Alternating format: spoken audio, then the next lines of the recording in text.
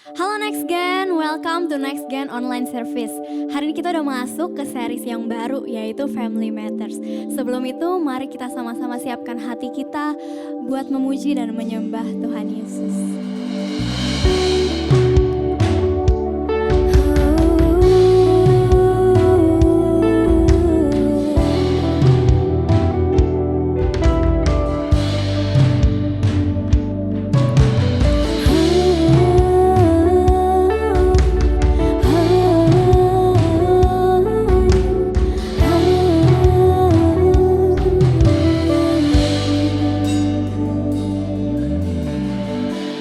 Bapakku datang menyembahmu di sini. Ku percaya kau ada bagiku.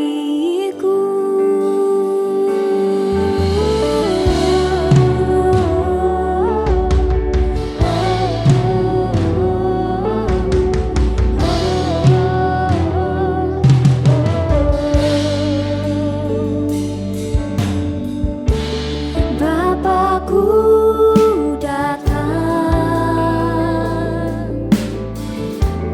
menyembahmu di sini.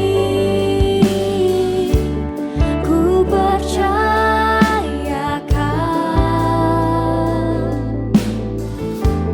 ada bagiku. Tak usah ku takut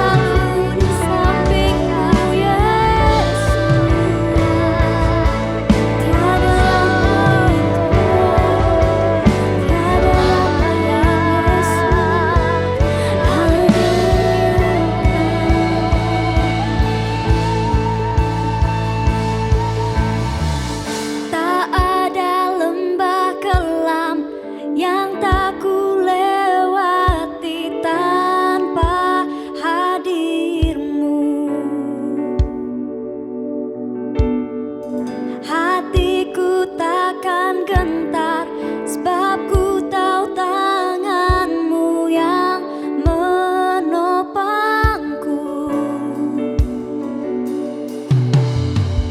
Tak ada lembah kelam yang tak ku lewati tanpa hadir-Mu. Hatiku takkan gentar, sebab ku tahu tangan-Mu yang menopangku.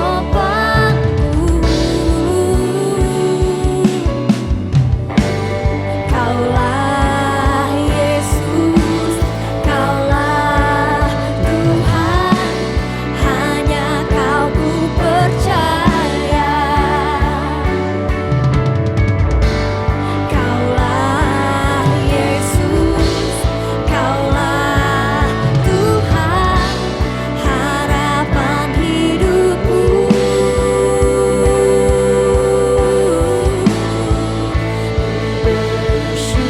Bersyukur Bapa,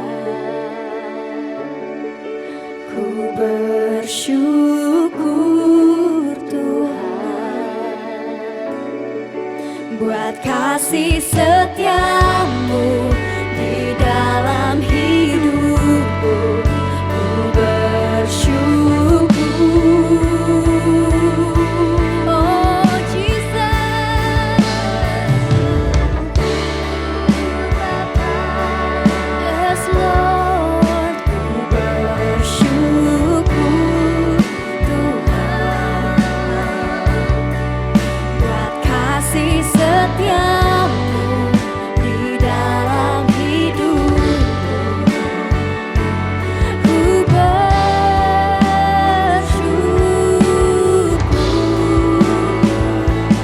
ku bersyukur,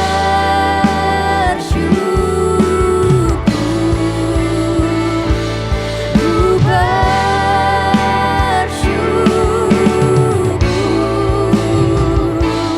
Tuhan.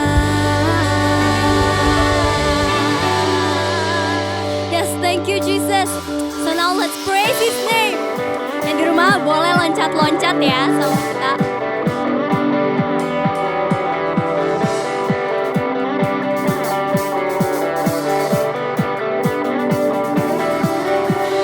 Break of day, in hope we rise, we speak Your name, we lift our eyes, tune our hearts into Your being. Where we walk, there You lead, with fires in our eyes, our lives alive, Your love untamed.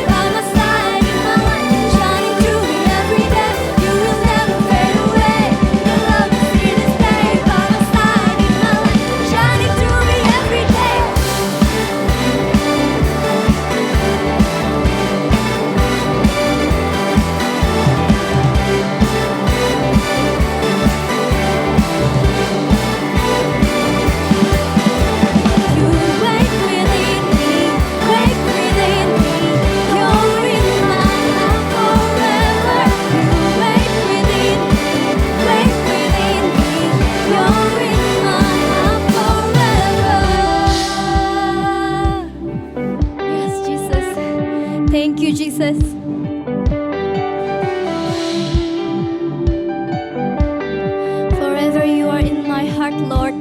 Say forever. Forever, forever, forever in your love. Forever, forever, forever in your love. Forever, forever, forever in your love. Forever, forever, forever. We know that you will never fade away. Your love is here to stay by my side in my life, shining through me every day. You will never fade away. Your love is here to stay by my side in my life, shining through me every day.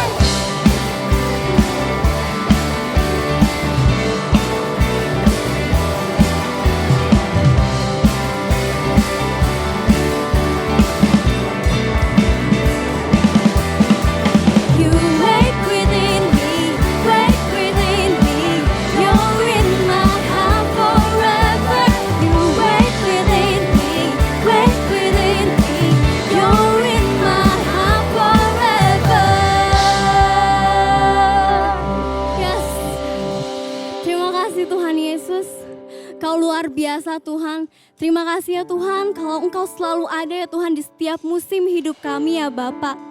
Tuhan terima kasih ya Tuhan kalau Engkau selalu ada ya Tuhan di depan kami, di belakang kami, di kiri kanan kami ya Tuhan. Engkau selalu jagai kami, keluarga kami, teman-teman kami semua Engkau jagai ya Bapak. Tuhan kami anak-anak muda ya Tuhan di sini mau berdoa ya Tuhan buat kami ya Tuhan yang mungkin saat ini belum tahu ya Tuhan panggilan kami apa ya Bapak. Kami mau berdoa ya Tuhan. Kami mau ya Tuhan terus ya Tuhan dengar arahan-Mu ya Bapa.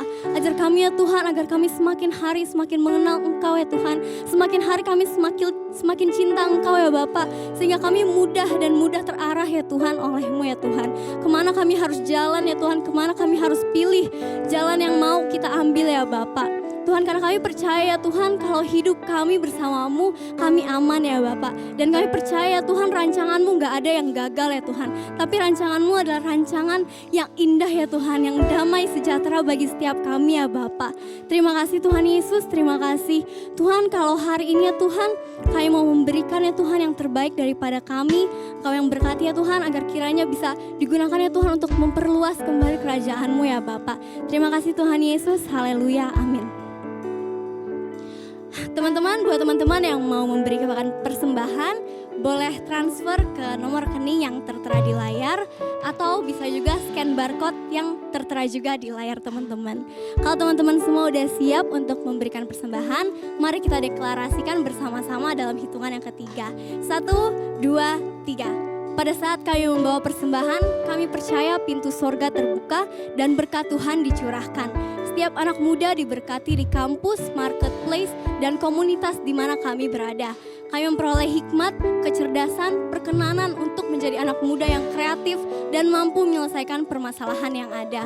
Perlindungan Tuhan atas hidup kami, keluarga kami, komunitas kami, dan pekerjaan kami sempurna. Menemukan pasangan yang tepat dan terbaik dari Tuhan. Di tengah-tengah dunia, kami menjadi generasi yang relevan, yang memberikan pengaruh tanpa kompromi terhadap nilai-nilai yang kami percayai. Dalam nama Yesus, amin.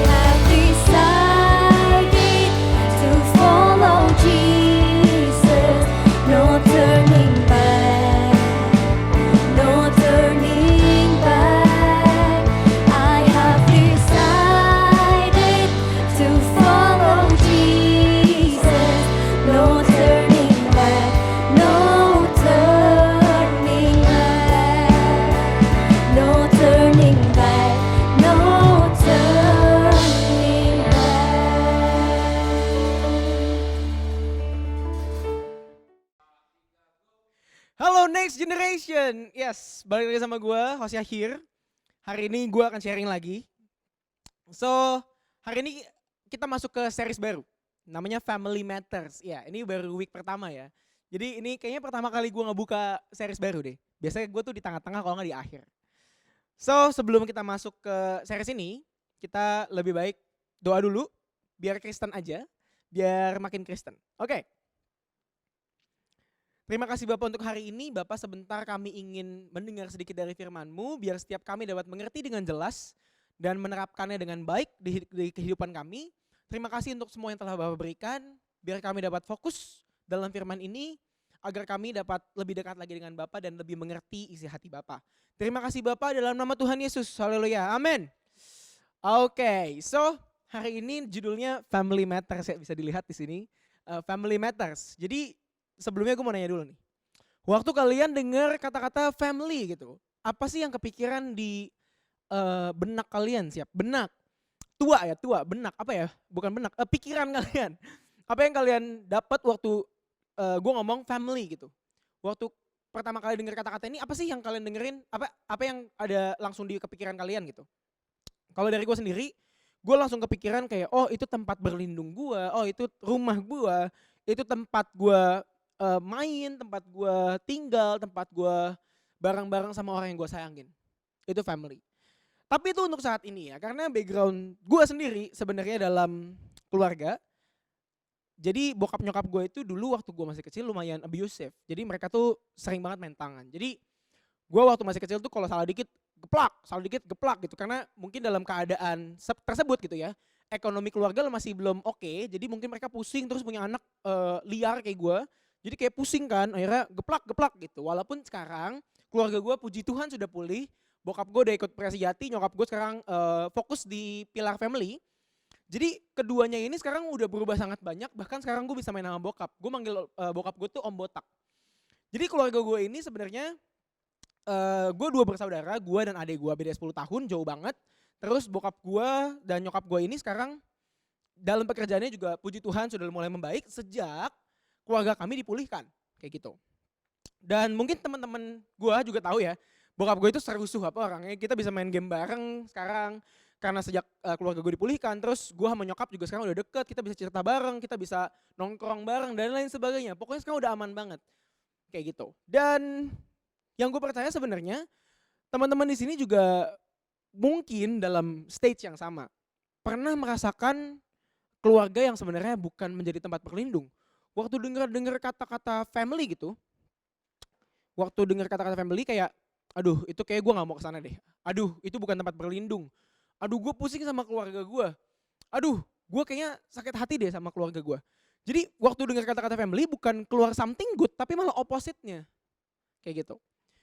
Ya jadi yang gue tahu di keluarga itu mungkin ada beberapa culture atau budaya atau hukum atau law yang unik. Karena setiap keluarga itu unik yang gue tahu ya. Dan di psikologi pun dipelajari bahwa ada beberapa role dalam keluarga. Contohnya sebagai leader, ya which biasanya bokap atau nyokap gitu. Atau kadang juga anaknya mungkin dikasih pegang untuk menjadi leader dalam suatu keluarga. Atau bisa jadi ada yang jadi komedian, gue juga salah satu role-nya komedian di keluarga gitu. Ada juga jadi mediator kalau lagi ada masalah, dia yang nyambungin seseorang dengan seseorang lainnya. Atau bisa jadi avoider yang menghindari masalah. Atau bahkan bisa jadi kalian itu troublemaker atau yang membuat masalah. Jadi gue gak tahu nih role kalian dan teman-teman semua ini apa dalam keluarga. Tapi emang sebenarnya ada banyak role dalam keluarga, kayak gitu. Dan mungkin beberapa dari kita mengerti banget bahwa kadang lu bingung gitu. Waktu lu tinggal di rumah kayak aduh kenapa ya gue rasanya resah. Aduh kok gue gak pengen ya kayak ditinggal di rumah kayak gini. Aduh kayaknya gue gak bisa deh tinggal di rumah. Dan gue mau kasih tahu di sini. Gue mau kasih tahu padahal sebenarnya kehidupan spiritual lu dengan kehidupan lu di rumah itu sebenarnya berhubungan. Yang sebenarnya mungkin kalian biasanya tahu katanya beberapa orang bilang kalau faith itu tidak berhubungan dengan kehidupan pribadi lu karena faith-nya berhubungan dengan Tuhan spiritual, kehidupan pribadi lu aja. Kadang ada yang bilang kayak gitu. Tapi di sini gue mau jelasin bahwa sebenarnya itu bisa dibilang berhubungan. Oke, Kenapa bisa berhubungan, host? Sebelum itu gue mau cerita dulu nih. Jadi mungkin kalian tahulah kejadian Last Supper. Makan malam terakhir Kristus bersama murid-muridnya. Oke, langsung aja kita baca di Yohanes 13. Yohanes 13. Ya, Yohanes 13 ayat 1. Gue bacain aja, sementara itu sebelum hari raya Paskah mulai, Yesus telah tahu bahwa saatnya sudah tiba untuk beralih dari dunia ini kepada Bapa. Sama seperti ia senantiasa mengasihi murid-muridnya, demikianlah sekarang ia mengasihi mereka sampai kepada kesudahannya. Oke, langsung next ke ayat ketiga. Yesus tahu bahwa Bapanya telah menyerahkan segala sesuatu kepadanya dan bahwa ia datang dari Allah dan kembali kepada Allah. Lalu bangunlah Yesus dan menanggalkan jubahnya. Ia mengambil sehelai kain lenan dan mengikatnya pada pinggangnya. Kemudian ia menuangkan air ke dalam sebuah basi dan mulai membasuh kaki murid-muridnya. Lalu menyekanya dengan kain yang terikat pada pinggangnya itu. Oke, sebenarnya ini gue udah baca full. Kalian boleh banget baca full. Gue dapat beberapa hal yang menurut gue sangat menarik.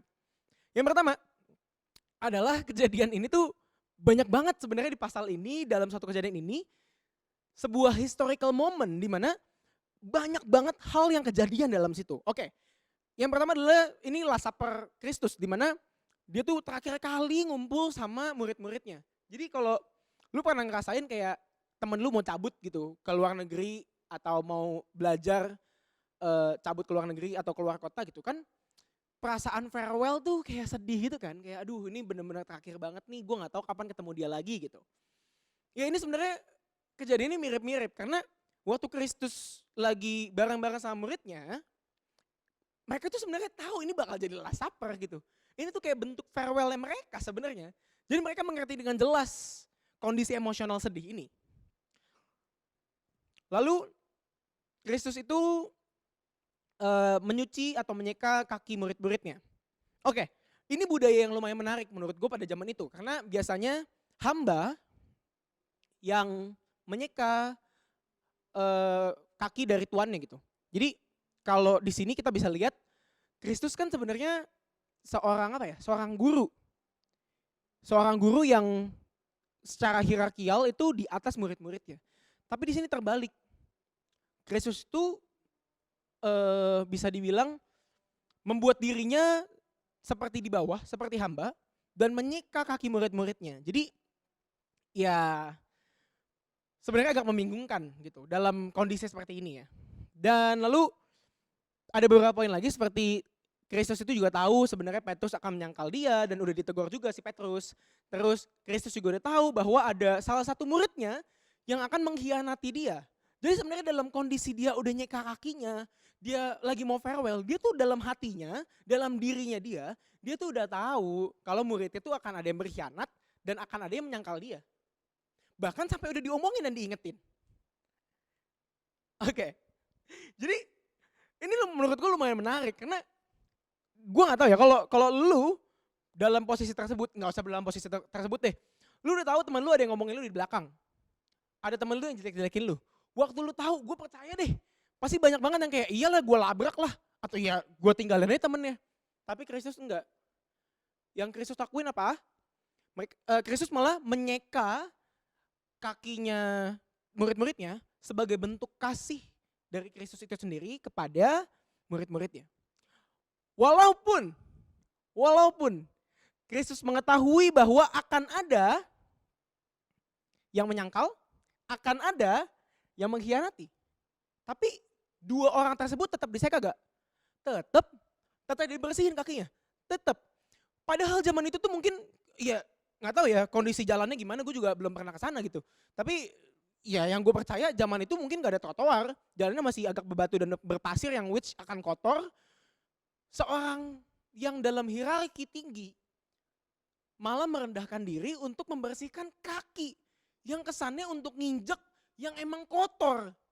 Dan itu terlihat banget sebagai bentuk kasih gitu. Ini sebenarnya yang perlu digaris bawahin ya. Bentuk kasih ini sendiri. Walaupun Kristus tahu dia akan kecewa. Karena ada yang mengkhianati dan akan ada yang menyangkal. Gitu. Dan ini nih, Ini yang gue dapat waktu gue baca ini. Lu harus ingat kalau Tuhan tuh berperilaku sebagai servant, sebagai pelayan untuk menyuci kaki murid-muridnya. Jadi tanda kasihnya itu menyuci kaki gitu. Dan untuk apa? Untuk state kalau iya gue mengasihi elu apapun yang terjadi. Karena sebenarnya pada saat itu salah satu muridnya sudah tahu bahwa dia mengkhianati Kristus. Tapi dengan santainya dia masih kayak menerima gitu, kayak dicuciin dan sebagainya. Ya intinya kayak gitu. Dan yang menyangkal pun sebenarnya mungkin dia udah diingetin dan mungkin udah mulai punya perasaan akan menyangkal. Karena kan dia sebenarnya lebih tahu diri dia sendiri kayak gitu. Jadi dalam kata lain, kalau kita bisa lihat ya, gimana murid-murid Kristus bisa mengerti kalau Kristus itu sayang sama dia. Which kita juga salah satu followersnya Jesus gitu. Gimana kita bisa sayang sama Kristus itu gimana sih? Gimana cara kita sayang sama Kristus? Gimana cara kita mengikut Kristus? Gimana cara kita bisa ngeliat bahwa Kristus itu ada dalam kita dan kita itu ada dalam dia. So, semuanya itu sebenarnya dari pertanyaan itu simple. Gimana cara membuktikan kita menjadi follower? Gimana cara membuktikan kita adalah seorang pengikut Kristus yang baik? Kehidupan kita mau seperti Kristus? Gimana cara simpelnya? Kasih. Kalau dalam hidup lu punya kasih, lu bisa menjawab semua pertanyaan tersebut. Semua pertanyaan tersebut jawabannya cuma satu, kasih. Karena yang dilakukan Kristus adalah kasih. Bentuk kasihnya seperti apa? Oke, bentuk kasihnya seperti apa? Banyak. Jangan pernah lu bilang kalau lu mau jadi pengikut Kristus tapi lu masih benci sama teman lu. Jangan pernah bilang kalau lu mau jadi pengikut Kristus tapi ternyata lu masih sebel kalau diomongin sama orang dan lu pengen nampol dia. Jangan bilang kalau lu pengikut Kristus dan ingin seperti Kristus. Tuhan, doanya ya, Tuhan ajari aku agar aku menjadi sabar, ajari aku sepertimu, menjadi lebih baik dan lain sebagainya. Tapi kalau lu di rumah masih ngomel-ngomel, mencak-mencak sama orang tua lu. Atau bahkan lu doanya kayak gini, aduh Tuhan ayo saya mau menjadi lebih baik lagi. Menjadi lebih dalam lagi dalammu. Apalagi banyak lah, mau menjadi kaki tanganmu. Tapi lu masih di rumah tuh kayak kurang ajar sama orang tua. Cabut dari rumah. Buat apa? Karena sebenarnya yang gue tahu adalah bentuk kasih dari Kristus, bentuk kasih yang nyata waktu lu mengasihi Kristus. Bukan cuma soal penyembahan, bukan cuma soal Alkitab. Gue gak bilang itu salah, itu benar. Dan jelas emang harus kita lakuin. Tapi ada satu hal nih yang skip. Kalau dalam kehidupan nyata, kehidupan lu setiap hari, lu gak menyatakan kasih Kristus dalam kehidupan lu dan orang-orang sekitar lu, which salah satunya adalah family lu, percuma. Kalau lu ngomongin tentang kasih, lu ngomongin tentang firman, lu ngomongin semua hal tentang yang berhubungan dengan Yesus, tapi satu core value ini tentang kasih lu gak lakuin dalam keluarga lu, dalam kehidupan lu, dalam family lu, percuma. Mungkin ini agak sulit untuk ditangkap, ya terserah lu mau sebel sama gue. Karena yang gue percaya dan emang gue tahu juga dan gue pernah melewati hal ini. Gue pun pernah sebel sama bokap karena dia selalu main pukul sama gue. Tapi di saat gue bisa berubah, waktu gue bisa ngampunin dia, semua hal tuh berubah. Keluarga gue tuh rasanya adem gitu. Waktu gue pulang ke rumah rasanya adem, gak panas. Ngerti gak? Oke, kalau misalkan ada yang nanya, host, lu enak keluarga lu sekarang udah pulih bareng-bareng. Lah masa gue pulih sendiri? Kalau gak ada yang mau mulai, siapa yang mulai? Lu tuh cuma bisa kontrol apa yang lu bisa kontrol, which diri lu. Ya cobalah. Kalau gak dicoba, emang bisa? Mungkin kali ini gue ngomong agak keras dan agak nyelekit, gue tahu. Dan gue juga tahu beberapa teman gue itu punya masalah dalam keluarganya gitu. Dan gue juga tahu ada beberapa teman gue yang mulai dapat breakthrough sejak dia mengampuni dan mulai kasih kasihnya dia buat keluarganya. Jadi ini sebenarnya sesuatu yang nyata. Lu gak bisa ngomong-ngomong soal ya sesuatu yang bodong, yang kosong, soal kasih Kristus, tapi lu gak mengasihi sesama lu dan temen-temen lu dan menti lu mungkin, atau ya sahabat-sahabat lu masih ngomongin di belakang dan lain sebagainya, tapi lu nya masih belum bisa nerima, ya sama aja gitu. Gak ada bedanya, gak ada bedanya. Percuma lu ngomongin soal Kristus, percuma lu ngomongin soal gua bisa mau pelayanan lebih lagi tapi lu gak mengasihi sama lu. Percuma, percuma. So, apa yang lu butuhin waktu lu di tengah-tengah betrayal, kayak dikhianatin, waktu orang mulai ngehina lu, atau waktu orang kayak bikin sesuatu yang gak fair buat lu, atau ya orang abis betray lu, abis menolak lu dalam kehidupan mereka, apa yang lu harus kasih buat mereka? Bukan dibales, kasih. Lu harus kasih tahu ke mereka bahwa kasih Kristus juga turun atas mereka melalui siapa? Melalui lu. Mungkin ini agak susah, gue pun masih belajar, karena jujur apalagi kalau semua hal itu berhubungan dengan keluarga, biasanya karena yang menyakiti kita itu orang-orang dekat kita. Biasanya orang-orang dekat kita yang berhasil untuk bikin kita menjadi sebuah sosok monster, atau bisa dibilang sebuah sosok yang sebenarnya nggak oke gitu. Jadi apa sih sebenarnya harus kita lakuin dalam keluarga kita, dalam kehidupan kita sehari-hari? Emotionally, kita harus mulai manage emosional kita. Dari kebaikan kita, kesabaran kita, anger kita harus mulai bisa balance. Jujur, gue juga ada masalah dalam emotional regulation, ya. Tapi gue sangat belajar dan pengen belajar lagi gimana caranya gue bisa tetap berkembang dalam meregulasi emosi gue. Karena ini sangat penting, karena waktu lu bilang kalau lu mau mengasihi sesama lu dan lu mau menjadi seperti Kristus, tapi lu ternyata ya nggak melakukan itu, ya sama aja. Jadi kosong kan, cuma ngomongan doang gitu. So, intinya apa, host? Intinya, mungkin kadang lu mau sesuatu yang baik, mungkin lu mau sesuatu yang hebat dalam hidup lu.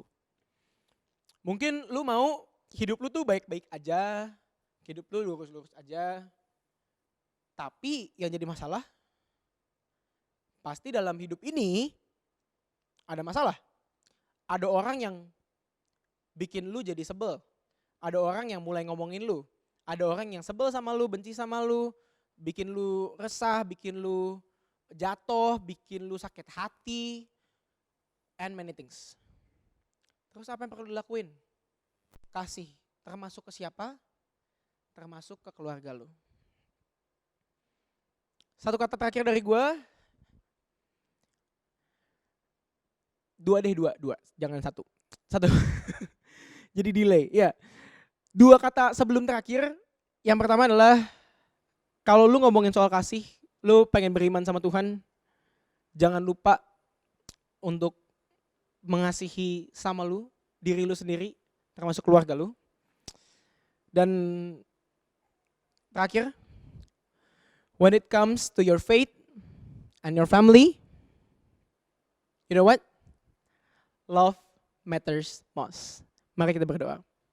Terima kasih Bapa, untuk hari ini kami mengerti dengan jelas pada hari ini bahwa bila kami ingin mengasihi Kristus, tindakan nyatanya adalah kami juga mengasihi keluarga kami maupun orang-orang sekitar kami.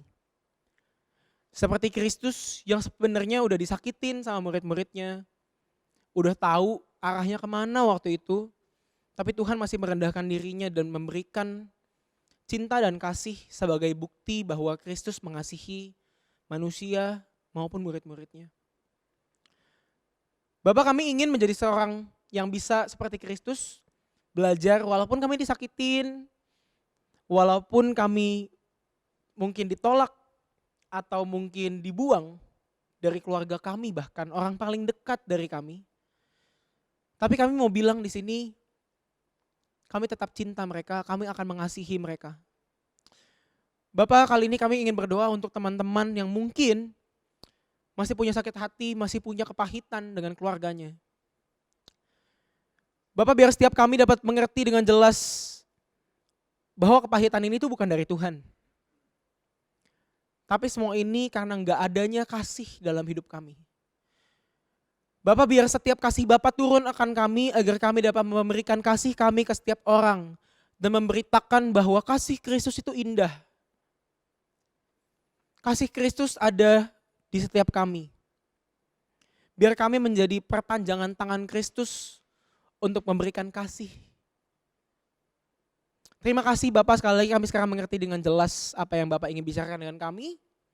Biar setiap kami dapat mencabut akar kebencian, kemarahan kami untuk keluarga kami.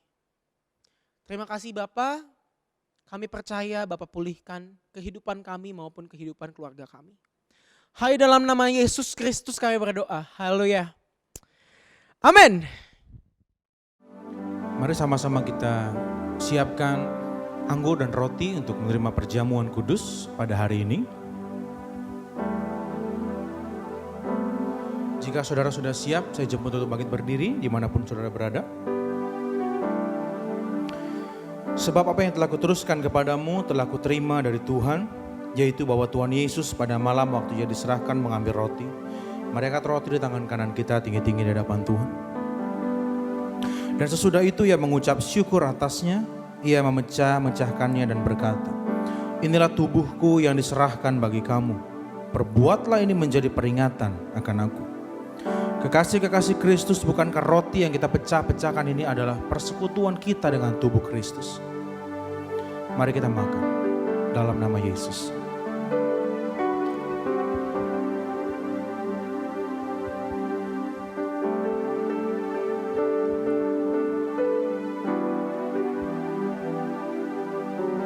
Mari kita angkat cawan di tangan kanan kita tinggi-tinggi. Demikian juga Ia mengambil cawan sesudah makan lalu berkata, cawan ini adalah perjanjian baru yang dimeteraikan oleh darahku. Perbuatlah ini setiap kali kamu meminumnya menjadi peringatan akan aku. Bukankah cawan pengucapan syukur yang atasnya kita ucapkan syukur ini adalah lambang persekutuan kita dengan darah Kristus? Mari kita minum dalam nama Yesus.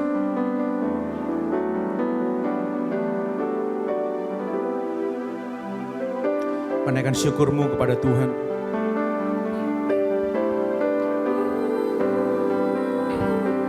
Sampaikan terima kasihmu kepada Tuhan. Karena selalu baru berkat-Nya, kebaikan-Nya, kesetiaan-Nya setiap hari melanda hidupmu dan keluargamu.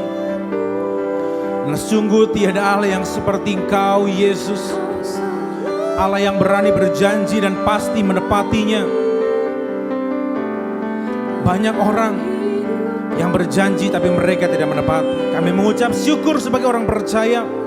Karena setiap perkataanmu, janjimu, firmanmu adalah ya dan amin bagi setiap kami. Oh rakudia murulubunaya siambarak. Terima kasih Tuhan. Terima kasih Yesus. Terima kasih Tuhan untuk setiap kekuatan yang Kau berikan bagi kami. Sehingga kami dimampukan berjalan Tuhan. Ajar kami untuk melihat bukan dengan mata jasmani kami. Karena meskipun keadaan tidak menentu, tapi kami percaya orang yang mengandalkan Tuhan tidak akan pernah ditinggalkannya. Orang yang berjalan bersama dengan Tuhan, hidupnya dijamin oleh sorga. Jadikan kami Tuhan anak-anak muda yang takut akan Engkau, yang mengasihi-Mu Tuhan, yang juga berlaku setia kepadamu seperti Engkau setia kepada kami. Persiapkan hati kami Tuhan, pikiran kami, kehendak kami Tuhan untuk takluk kepada kebenaran firman Tuhan. Sehingga kami menjadi anak-anak muda yang efektif, menemukan panggilan kami sejak kami muda Tuhan. Kami akan menjadi anak muda yang berbeda, yang bisa dipercaya Tuhan untuk menolong sesama kami, generasi kami. Karena kami percaya Tuhan, sebentar lagi di waktunya Tuhan, Engkau akan mencurahkan Tuhan roh-Mu Tuhan secara besar-besaran Tuhan atas bangsa ini. Dan kami gak mau menjadi anak-anak muda yang hanya kagum dan takjub akan kebaikan dan kehebatan Tuhan. Kami mau menjadi anak-anak muda yang siap pada waktu roh-Mu dicurahkan Tuhan. Kami siap Tuhan menanggung beban yang Tuhan percayakan kepada kami. Karena setiap orang yang dilawat Tuhan, mereka adalah bagian kami Tuhan. Kami mau memakai hidup kami Tuhan untuk menjadi perpanjangan tangannya Tuhan atas mereka. Kami mau bawa mereka ke rumah-Mu. Kami mau bawa mereka kepada pengenalan akan Kristus. Mereka yang belum mengenal Tuhan akan mengenal Tuhan lewat hidup kami. Dan kami berdoa Tuhan, nama Yesus akan menjadi nama yang diperbincangkan di mana-mana. Di seluruh pelosok, kampung, desa, kota sekalipun Tuhan, nama Yesus akan menjadi nama yang dibicarakan oleh banyak orang. Karena Engkau begitu dahsyat dan hebat. Kami melepaskan berkat Tuhan atas gereja ini Tuhan, atas GBWTC, atas Banten Tuhan, atas Indonesia Tuhan. Biarlah lawatan-Mu Tuhan menyeluruh Tuhan atas bangsa kami. Setiap pulau yang ada Tuhan akan menikmati kasih-Nya Tuhan. Terima kasih Bapa. Kami percaya Tuhan, tangan-Mu selalu ada Tuhan atas bangsa kami. Pulihkan Indonesia. Pulihkan kami Tuhan dari segala krisis ekonomi Tuhan, aku berdoa. Tuhan jaga pekerjaan usaha setiap kami, orang tua kami, supaya kami gak mengalami kekurangan Tuhan. Iman kami tetap teguh berdiri di dalam Engkau, karena kami percaya Engkaulah satu-satunya jawaban yang kami nantikan. Terima kasih Tuhan untuk firman-Mu. Biar ini menjadi bekal kekuatan kami Tuhan, untuk tetap percaya kepada-Mu Tuhan. Dan kalau sebentar kami akan menyelesaikan ibadah kami mau angkat dua tangan kami untuk terima berkat-Mu. Biarlah berkat yang terbaik adalah Bapa di sorga. Berkat yang terbaik dari Tuhan Yesus. Berkat yang terbaik dari Roh Kudus menyertai hidup keluarga-Mu, sekolah, kuliah, pekerjaan, bisnis, usaha dan pelayanan-Mu mulai hari ini, besok bahkan sampai selama-lamanya. Kita yang percaya dan diberkati Tuhan, sama-sama katakan amin, amin.